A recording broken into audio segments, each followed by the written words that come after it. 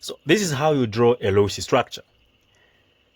Hydrogen fluoride. The first thing that you need to do is that how many electrons does hydrogen have in the outer shell and fluorine? You discover that hydrogen it's 1, fluorine it's 7.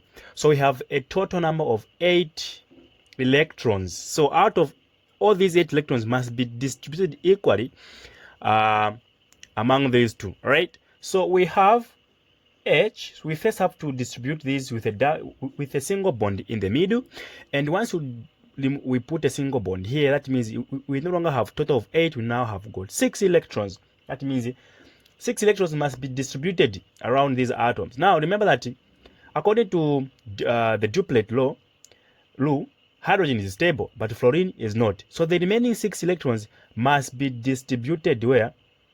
Around the what? The fluorine atom. And this is the Lewis structure of hydrogen fluoride. Let's go to nitrogen. So nitrogen, first we know that these are 2 molecules. We first put a single bond there. Okay. Oh, by the way, this is a total of 10 electrons because nitrogen has got 5 electrons in the outer shell and there are 2 of them. So we have total of 10 electrons. Now we've already removed what? We have already removed 2, so we have 8. Now remember, for this to be stable, we only have 8. So 4, 4, 4, still it won't be stable. So what do? If we introduce another bond here, we no longer have 10, we now have 6 instead of 8, remember, right? And is it still balancing? No, because out of 6 that are remaining, and these are, so 6, this one must get 3 and this one must get 3.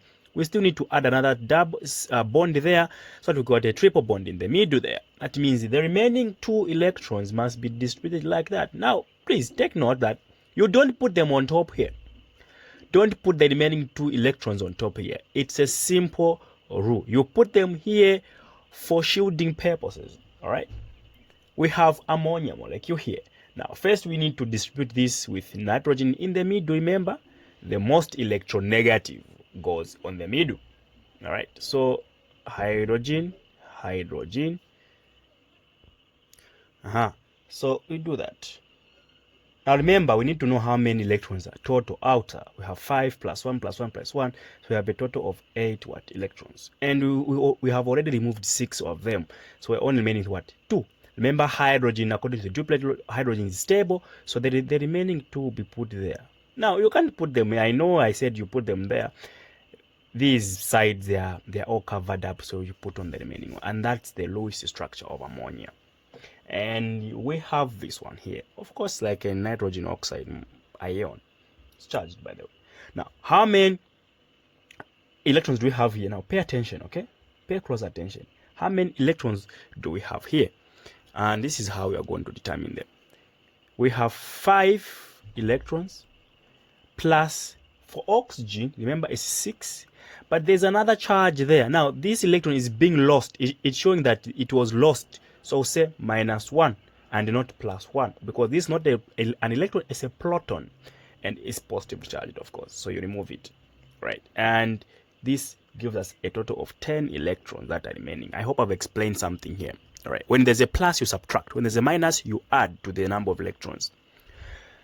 All right. So the only thing that is remaining now is to write the structure. First, like I said, you first introduce a single bond between the 2 atoms. And introducing a single bond here, it means we've got 2 electrons there. So we have 8, no longer 10 there. And like I said again, you try to you check if the remaining electrons can equally be distributed, and they can't. Here there will be 4, and here there will be 4. And this will give us 6, and that will give us 6, and they're not balancing. Introduce another bond. Out of 8, we have 6, so 3 here plus 4 is 7. 3 here is 7. They're not balancing as well. Again, another bond, which is 3 now. That means we are only remaining 3. 2 here, and 2 there. Now, remember there's a charge there, so you introduce brackets and put a positive. And now it's complete. Simple as that. Next is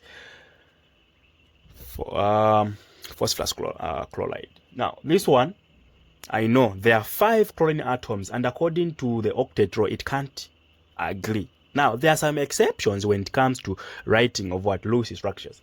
Other compounds, they do violate the octet rule, and you need to draw them in this way. For example, this is P Now, we have, you know what we call a geometry arrangement of atoms, right? Like the plane. We have this plane, that plane, and that plane.